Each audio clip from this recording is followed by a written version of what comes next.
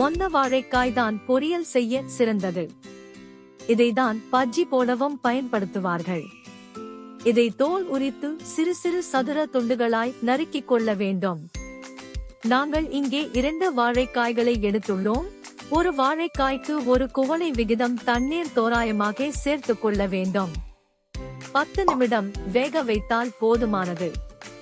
வாழைக்காயை உட்கொள்ளுவதனால் வாய்வு தொல்லை ஏற்படும் என சிலர் கூறுவர். வாழைக்காயை நாம் வேக வைப்பதனால் இவ்வாய்வு தொல்லையை தவிர்க்க முடியும். வாழைக்காய் வெந்த பிறகு அதில் இருக்கும் நீரை வடிகட்ட வேண்டும்.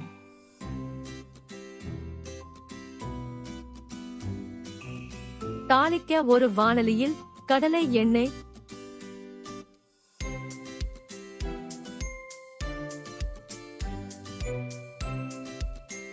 கடுகு, கடலை பருப்பு, கறிவேப்பிலை, வரமிளகாய் 4, ஒரு பெரிய வெங்காயம் சேர்த்து வதக்க வேண்டும்.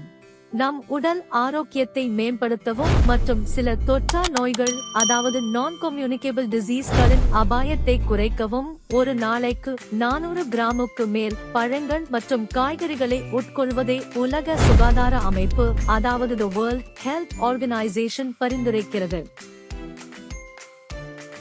உப்பு சேர்த்து நன்றாக வதக்க வேண்டும். வெங்காயம் வதங்கிய பின்னர் வேக வைத்த வாழைக்காயை சேர்த்து கிளறிவிட வேண்டும். எங்களின் மசாலா தூள் சேர்க்காத ஆரோக்கியமான சமையலை நீங்கள் விரும்பினால் தயவு செய்து சப்ஸ்கிரைப் செய்து பகிரவும்.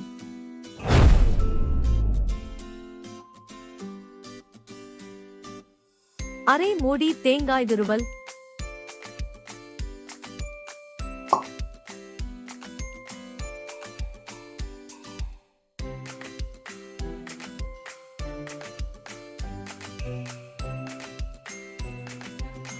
சிறிது கொத்தமல்லி தலையை சேர்த்து 1 நிமிடம் போல கிளறிவிட்டு இறக்கினால் சுவையான வாய்வு தொல்லை இல்லாத வாழைக்காய் பொரியல் தயார்.